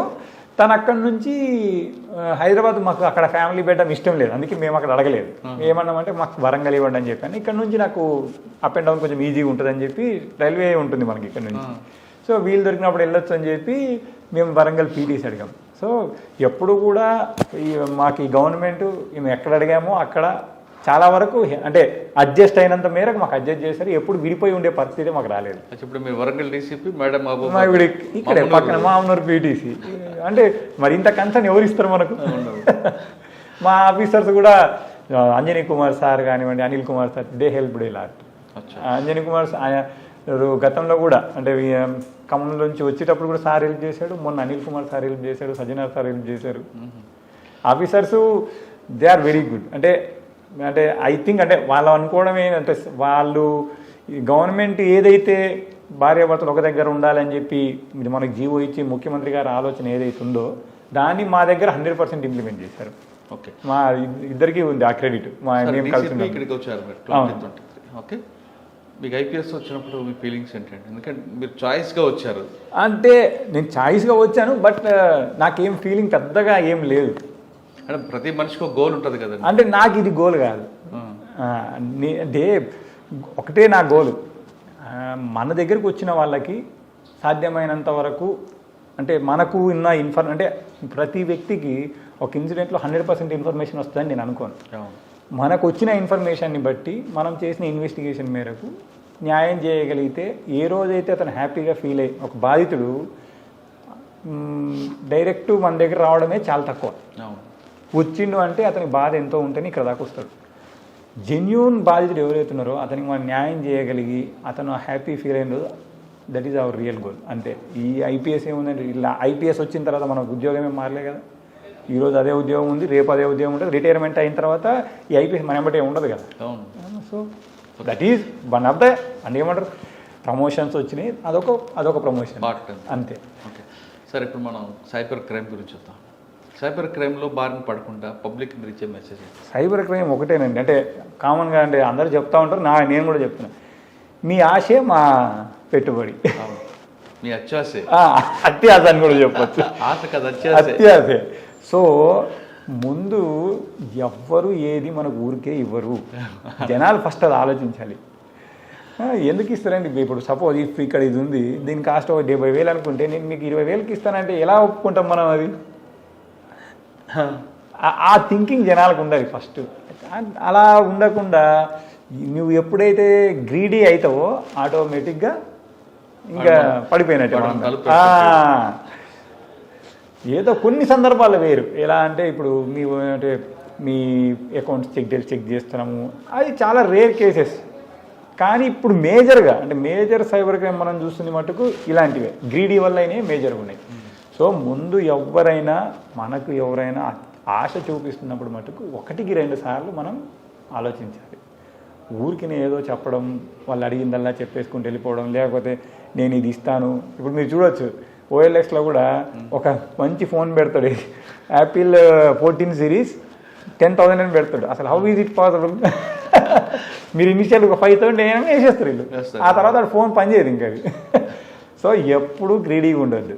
రెండోది ఏంటంటే మీ పర్సనల్ డీటెయిల్స్ ఎవరికి షేర్ చేయండి. ఫోన్ నంబర్స్ అంటే phone number, account numbers especially, లేదంటే ఇప్పుడు ఓటీపీస్ అడుగుతారు. మీరు ఓటీపీ అనేది ఎవ్వరు మీకు అడగరు అసలు, ఎక్సెప్ట్ ఎవరు మీ అమెజాన్ డెలివరీ వాళ్ళు ఎక్కడ ఉండి అడుగుతాడు, నీ గేట్ దగ్గర ఉండి అడుగుతాడు. సో నీకు తెలుసు కదా అమెజాన్ ఓటీపీ లేకపోతే బ్యాంక్ ఓటీపీ, నీకు తెలియదా? సో ఈ ఓటీపీస్ చెప్పేటప్పుడు ఎప్పుడు ఫోన్లో ఓటీపీస్ చెప్పదు. ఫస్ట్ థింగ్, ఏ బ్యాంకు మీకు కాల్ చేయదని బ్యాంకు వాళ్ళు కూడా మెసేజ్ పెడుతుంది ఈ మధ్యన. సో అదేనా మనం చూసుకోవాలి కదా. ప్లస్ ఎప్పుడు గ్రీడీగా ఉండద్దు. ఈ రెండు మోస్ట్ ఇంపార్టెంట్. అప్పుడు మనం ఈ సైబర్ క్రైమ్ని కంట్రోల్ చేయగలం 100%. కానీ నేరస్తుడు అందరూ కూడా చదువు రానోడు ఉంటాడు. మరి అదే కదా, మోసపోయిన అందరూ హైలీ ఎడ్యుకేటెడ్ ఉంటారు. ఇది అందుకే అక్కడే ఇప్పుడు ఈ మోసపోయిన బ్యాచ్ అంతా మీరు చూడండి, ఏదో ఒక్క సందర్భంలో ఆశపడ్డ బ్యాచే ఉంటుంది అది. మీరు చూడండి 90 ఇంకెక్కువే, 90 కంటే ఎక్కువ కూడా అంటే హ్యూజ్ అమౌంట్స్ పోగొట్టుకున్న వాళ్ళందరూ కూడా ఇదే ఏది సంథింగ్ గ్రీడీ. అక్కడే చేసేవాడు చాలా ఇన్నోసెంట్ కదా, వాడు చదువు రాని అని మెచ్చుకోవాలి కదా. అంటే ఇప్పుడు ఒక చదువు రాని వాడు ఒక చదువు వచ్చిన వాడిని ఒక చిన్న ఆశ చూపించి నేను మోసం చేస్తున్నా, నువ్వు చదువుకున్నా ఇంకా నేర్చుకోవాల్సింది ఏదో మిగిలిపోయింది అన్నట్టు. నువ్వు సమాజాన్ని నేర్చుకోవాలి ఫస్ట్. అది నేర్చుకోకుండా చదువు నేర్చుకుంటే చదువుకున్నాం మనం, మనకు తెలుసు కదా ఇది రాదు, ఆ వాల్యూలో ఇది రాదని నీకు తెలిసి నువ్వు పడిపోతున్నావు. నువ్వు పడతావని ఒక అమాయకుడు అంటే ఏమి చదువుకున్నాడు తెలుసు అంటే మరి ఎవడు తెలివైనడు ఇక్కడ, వాడే తెలివైన. సార్ మీరు సర్వీస్లో ఎక్కువ 174 తీసుకోండి, అంటే అనుమానాస్పద స్మృతి. డిఫరెంట్ రకరకాల కారణాలు అవ్వచ్చు. భర్త తిట్టాడనో, లేదా భార్య తిట్టాడనో, భార్య తిట్టిందనో, లేదా భర్త కొడుతున్నాడనో, లేదా ఇంకా అత్తింటి వేధింపులనో, లేదా 10th క్లాస్ ఇంటర్మీడియట్ ఫెయిల్ అయిపోయాను, ఉద్యోగం కారణం ఏదైనా ఆత్మహత్య అనేది దానికి సొల్యూషన్. నాకు కెరీర్లో కూడా నేను చాలా చోట్ల ఇది చూశాను. ఇప్పుడు ఎస్పెషల్లీ మనం నర్సంపేట తీసుకుంటే చాలా చిన్న చిన్న రీజన్స్కి లైఫ్ని ఏం చేసుకున్నారు. ఎప్పుడు కూడా అంటే అది ఎలా అంటే ఈ మధ్యన మనం కొన్ని చూడవచ్చు, స్టూడెంట్స్ ఫెయిల్ అయినామని చెప్పి సడన్గా తాగేస్తారు. రీకౌంటింగ్ తర్వాత పెట్టినప్పుడు పాస్ అయిన సందర్భాలు కూడా ఉన్నాయి. అయ్యో అంటే చెప్తున్నాను. ఇంకోటి ఏంది, అప్పులైనాయి అని చెప్పి తాగేస్తూ ఉంటారు. మరి నువ్వు తాగుతున్నావు. ఇప్పుడు సపోజ్ ఒక రైతే ఉన్నారు, దేశం మొత్తాన్ని నువ్వు అన్నం పెడుతున్నావు, ఏదో అప్పు అయిందని చెప్పి నువ్వు తాగుతున్నావు. తాగితే సమస్య సాల్వ్ అయిద్దా? నువ్వు అప్పు అయిందని నువ్వు చనిపోయినావు, మరి నువ్వు చనిపోయిన తర్వాత అప్పు పోయిందా? పోదు, వాళ్ళ పిల్లలకి పట్టుకుంటారు. మరి యాక్చువల్ సిచ్యువేషన్ ఏమైందంటే నువ్వు ఉంటే కనీసం ఏదో చేసి అప్పును తీర్చడానికి ఒక ధైర్యం ఉంటుంది వాళ్ళకు ఉంటుంది, నువ్వు చేస్తావు కూడా, వీళ్ళ కోసమే నువ్వు చేస్తావు. ఒక్కసారి అన్ని రోజులు ఈయన ఫ్యామిలీని నడుపుకుంటూ వస్తాడు. సడన్గా పాప మా తల్లికి ఏం తెలియదు, ఒకవేళ వెళ్ళాను కూడా షీ నోస్ ఎవ్రీథింగ్ సంథింగ్, ఏమీ తెలియని వాళ్ళే చాలామంది ఉంటారు. ఇప్పుడు ఊర్లలో ఈ వ్యవసాయ కుటుంబాల్లో భర్తతో పాటు వెళ్ళేసి ఆయనకి హెల్ప్ చేయడం అంతవరకే ఉంటుంది. వీళ్ళు సడన్గా ఫ్యామిలీ మీద పడేసరికి అసలు ఏమీ అర్థం కదా తల్లికి. అప్పుడు పిల్లలు ఉంటారు, ఏం అంటే వాళ్ళ పరిస్థితి ఎలా ఉంటుందంటే కనీసం ఈయన ఉన్నప్పుడు పెనం మీద అన్న సిచ్యువేషన్ అని ఉంటుంది. వీళ్ళ ఏదైనా చేసుకోవడంతో పెనం మీద నుంచి పొయ్యిలో పడ్డ పరిస్థితి అయిపోతుంది. ఒక్కసారి ఎవరు చూడరు, న్యాచురల్గా అందరూ చూడని రూల్ ఎక్కడ ఉంది? ఇప్పుడున్న సమాజం మీకు తెలుసు, బంధాలనేవి రోజు రోజుకు మీగర్ అవుతున్నాయి. సో ఎవరు చూసేవాళ్ళు ఉండరు, పిల్లలు ఉంటారు, ఆ తల్లికి ఏం చేయాలో అర్థం కాదు.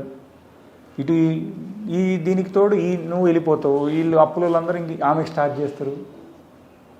సో ఏ దానికైనా సమస్య ఉన్నప్పుడు సమస్యను సాల్వ్ చేసుకోవడానికి ట్రై చేయండి. ఏ సమస్య శాశ్వతం కాదు. మనం ఉన్నప్పుడు సమస్య, ఇప్పుడు మన పుట్టుక నుంచి సమస్యలు లేవు, సమస్యలు మధ్యలో వచ్చినాయి, మధ్యలోనే పోతాయి. కరెక్ట్, ప్రతి సమస్యకు పరిష్కారం ఉంటుంది. దాన్ని మనం వెతకాలి. అంతేగాని ఇప్పుడు స్టూడెంట్స్ కూడా ఇంటర్మీడియట్లనో 10th లేదా ఇప్పుడు మనం చూస్తున్నాం చాలా రెప్యూటెడ్ ఇన్స్టిట్యూట్లో కూడా చనిపోతున్నారు. ఏంటి ప్రెషర్, నువ్వు పాస్ అవ్వలేదనో లేదా చదవలేకపోతున్నానో something reason. Come tell to your father mother, మీ పేరెంట్స్కి చెప్పండి, లేదంటే మీ అక్కలో తమ్ముడో అన్ననో ఎవరో ఉంటే వాళ్ళకి చెప్పండి. చెప్పి మీ ప్రెషర్ని డిటెక్ట్ చేసుకోవాలి. ఇప్పుడు నువ్వు చదవలేనంటే నేను బలవంతంగా చదివించే వాళ్ళు ఎవరు ఉండరు మీ ఇంట్లో. ఇప్పుడు నువ్వు ఇంపార్టెంట్ కానీ నీ చదువు కాదు వాళ్ళకి. నువ్వు అది కన్వే చేయాలి ఫస్ట్ తల్లిదండ్రులకి. అంతేగాని ఫెయిల్ అయితే ఏమైంది, నేను ఫెయిల్ అయ్యాను, ఫెయిల్ అయిపోయిందని చెప్పి నేను అప్పుడు ఏమైనా చేసుకున్నానా? నేను రియల్గా చెప్తున్నాను, I fail in my intermediate. అలా అని చెప్పి నేనేం చేసుకోలేదు. అలా చాలామంది ఉన్నారు. ఇప్పుడు ఫెయిల్ అనేది ఆల్వేస్ సక్సెస్ ఉండదు. ప్రతి వ్యక్తికి లైఫ్లో ఫెయిల్యూర్స్ ఉండొచ్చు. ఇప్పుడు సివిల్ సర్వీస్ రాసే వాళ్ళు ఉంటారు, 2 అటెంప్ట్లు ఇస్తారు, 3 అటెంప్ట్లు ఇస్తారు, 4 అటెంప్ట్లు, 5 అటెంప్ట్, చాలా. ఈవెన్ నాకు తెలిసిన ఇప్పుడు మన దగ్గర కూడా ఉన్నారు 7th అటెంప్ట్లో కూడా సక్సెస్ అయిన వాళ్ళు ఉన్నారు. ఇప్పుడు మురళి అని ఉన్నారు, మాతో పాటు ట్రైనింగ్ చేశారు. ఆయన తమిళనాడు ఐపీఎస్ సార్. లాస్ట్ అటెంప్ట్లో సెలెక్ట్ అయ్యారు. అలా అని చెప్పి వదిలేదు తన అటెంప్ట్ని. సిబిఐలో లాస్ట్ వదిలేసారా ఏంటి? లేదు. మరి ఎంత కష్టపడ్డాడు sir, 7 years, 7th time. Every time ఎంతో ఋషిలాగా కష్టపడి, అంటే ఒక ఋషి ఎలా అయితే ఒకే లక్ష్యం కోసం కష్టపడతాడో అలా ఎవ్రీ ఇయర్ కష్టపడడం రాకపోవడం.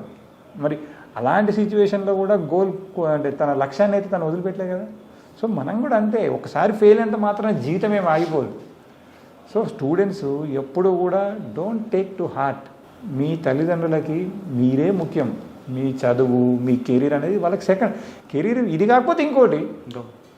ఇప్పుడు ఒకళ్ళు ఇంజనీరింగ్లో అద్భుతంగా ఉండొచ్చు, ఇంకొకళ్ళు ఐటీలో అద్భుతంగా ఉండొచ్చు. ఈ 2 కాకపోతే ఇంకొక రంగంలో నువ్వు అద్భుతంగా ఉండొచ్చు. బతకడానికి చాలా ఉంటాయి. బతకడానికి సామెత ఉంది కదా, 1000 దారులు అన్నట్టు. అలా నువ్వు ఆలోచించాలి. కానీ ఆత్మహత్య పరిష్కారం అనేది ఏ రోజుకి కాదు. అది తీరని గర్భశోకాన్ని మిగిల్చడం ఆ తల్లిదండ్రులకు. కానీ కొంతమంది ప్రేమ విఫలమే చేసుకుంటారు. వాళ్ళకి అది ప్రేమ ఎప్పుడు మొదలైంది? మధ్యలో మొదలైంది. సో దానికి ఇప్పుడు విఫలమైంది అని నువ్వు సక్సెస్ అని అదే చెప్తున్నాను. ప్రతీది సక్సెస్ అనేది ఉండకపోవచ్చు. ఇప్పుడు ఒక అమ్మాయి అబ్బాయి ప్రేమించుకున్నారు. సడన్గా అమ్మాయి అమ్మాయి లేదు అబ్బాయి ఏదో రీజన్ వల్ల జరిగారు. అంటే వాళ్ళకి ప్రేమ లేక వదిలేసిపోయినని కాదు. అక్కడ situations may not permit. Family situations కావచ్చు, ఇంకా వేరే రీజన్స్ కావచ్చు. అలాంటప్పుడు నువ్వు కూడా అండర్స్టాండ్ చేసుకోవాలి. ఇప్పుడు మనం ఎన్నో సినిమాలు మనం చూస్తాం, సినిమానే కావచ్చు, కానీ అక్కడ ఉద్దేశం ఏంది? ఒక మెసేజ్. Life important. ఈ ప్రేమ అనేది నీకు ఒక పార్ట్ లైఫ్లో, అంతే.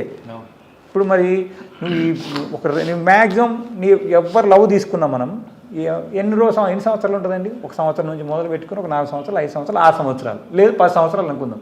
మీరు 10 సంవత్సరాలుగా ప్రేమించుకున్నారు.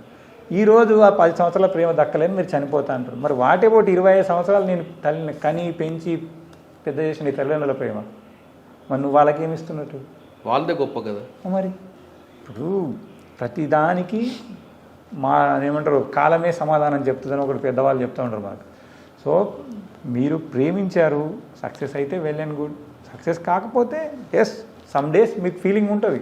You go and spend with your father, mother or some other place and come back. Start new journey. ప్రేమించలేదని అమ్మాయిని దారుణంగా హత్య చేస్తారు. అది మూర్ఖత్వం. అది చాలా తప్పు. ప్రేమించలేదని అంటే ప్రతి వ్యక్తికి తనకు నచ్చినట్టు ఉండే హక్కు ఉంది. నువ్వు డిక్టేట్ చేసే అధికారం మనకు ఎవరికి లేదు. అలాంటి పిచ్చి పనులు చేస్తే చాలా ఇబ్బంది పడాల్సి వస్తుంది. ఓకే సార్, ఇంకా ట్రాఫిక్ మీద తీసుకుంటే మీకు సర్వీస్లో చాలా ట్రాఫిక్ కేసులు చూస్తుంటారు. ఒక ప్యాథటిక్ కేసులు ఎలా కనిపిస్తుంటాయండి? హెల్మెట్ లేకపోవడం వల్ల, లేదా రాంగ్ రూట్లో రావడం వల్ల ఎక్కువ మంది ఎలా చనిపోతుంటారు? అంటే ఇప్పుడు మీకు చెప్పాను నేను హెల్మెట్ ఇంపార్టెన్స్ అనేది నేను మీకు చెప్పాను. ఇప్పుడు ఏంటంటే మా కానిస్టేబుల్ నేను హెల్మెట్ ఇచ్చాను. ఆ రోజు ఇక్కడికి టీ దాకా వస్తాను, స్టేషన్ బయటకు వచ్చి టర్నింగ్ మీద పడిపోతాను. ఎలాంటి చిన్న గాయం కూడా లేదు. హెల్మెట్ ఏమో వెనక వేలాడుతుంది. నేను అర్థం దహన సంస్కారాలకు వాళ్ళ ఇంటికి వెళ్ళాను. ఇంటికి వెళ్ళినప్పుడు వాళ్ళ భార్య వాళ్ళందరూ అంటున్నారు, సార్ మీరు ఇచ్చారు పెట్టుకోలేదు, ఇలా చూడండి. అక్కడికి వెళ్ళి ఇచ్చి సరే అది నేను ఇచ్చానా, అది దండిగా కొడ్డారు. అతనికి ఒక పాప, ఒక బాబు, తల్లి, తండ్రి. తండ్రి ఏమో మంచంలో ఉన్నాడు, తల్లి ఓల్డ్ ఏజ్ వైఫ్. ఆ వైఫ్ ఏం జాబ్ లేదు. వీళ్ళందరి పరిస్థితి ఏంది? అదే నువ్వు హెల్మెట్ పెట్టుకొని ఉంటే ఆ పరిస్థితి అలాగ లేదు కదా.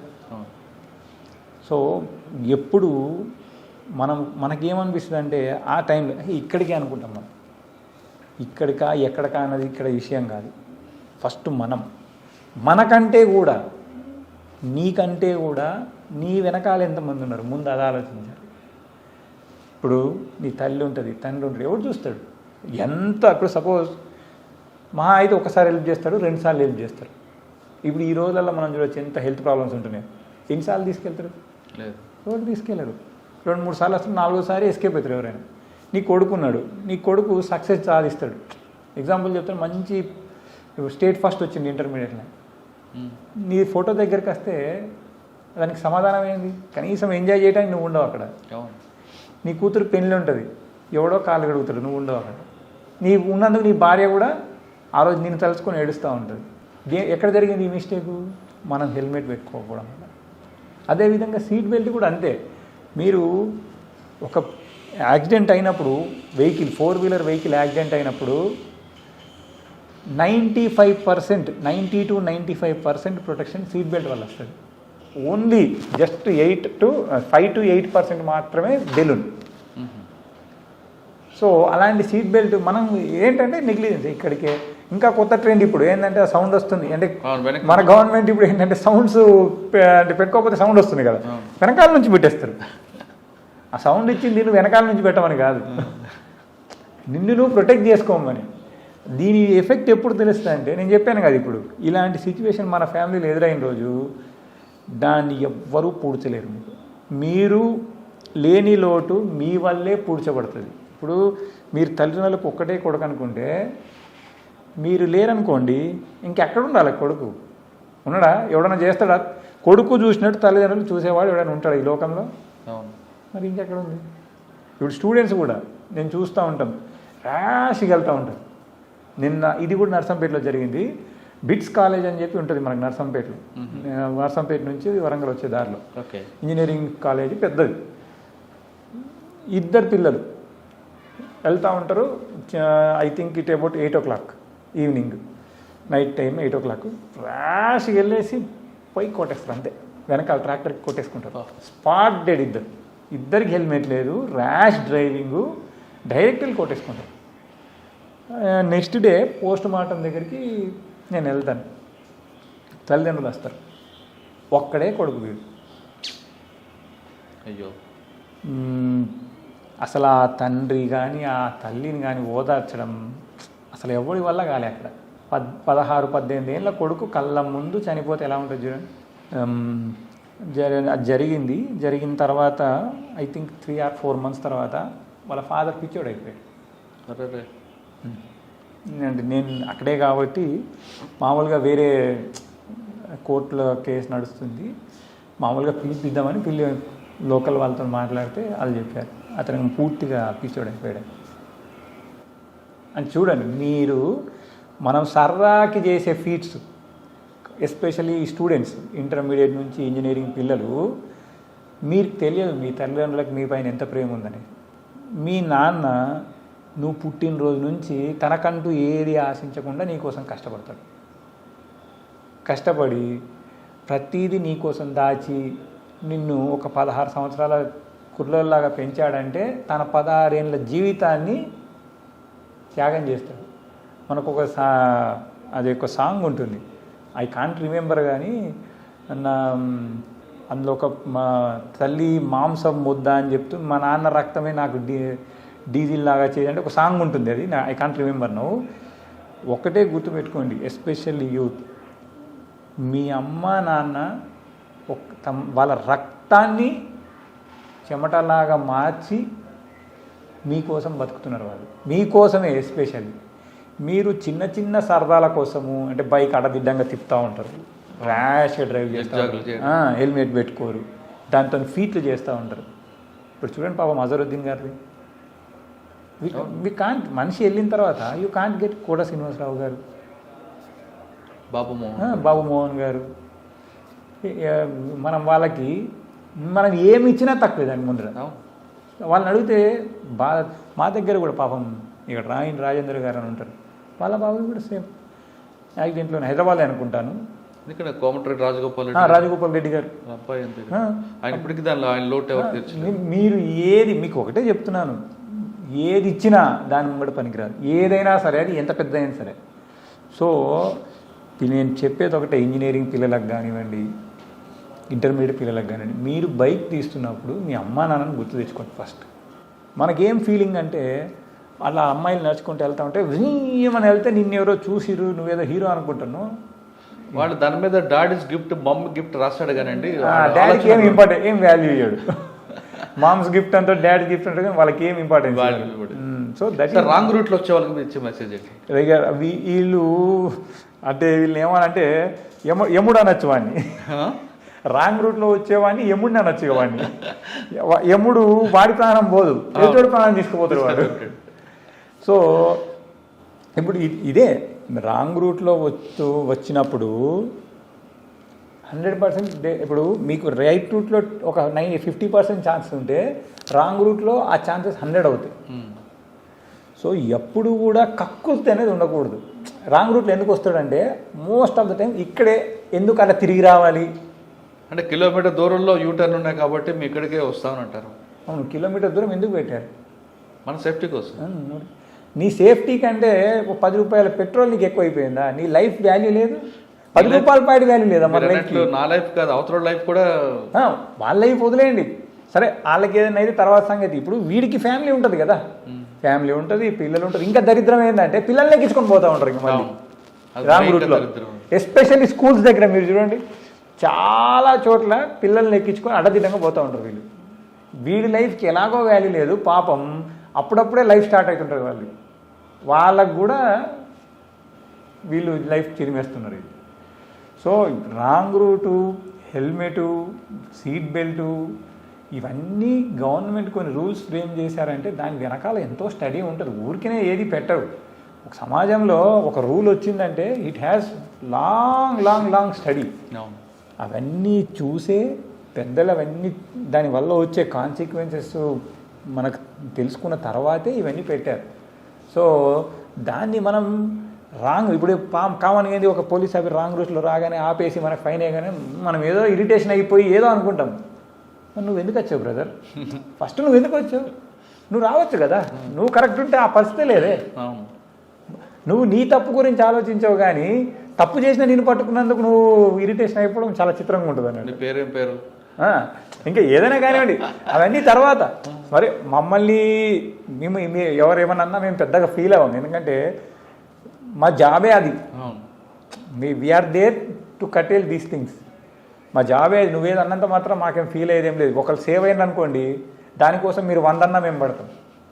మాకు అది ఫీలింగే ఉండే, దానికి నేను రెడీ ఎప్పుడు కూడా.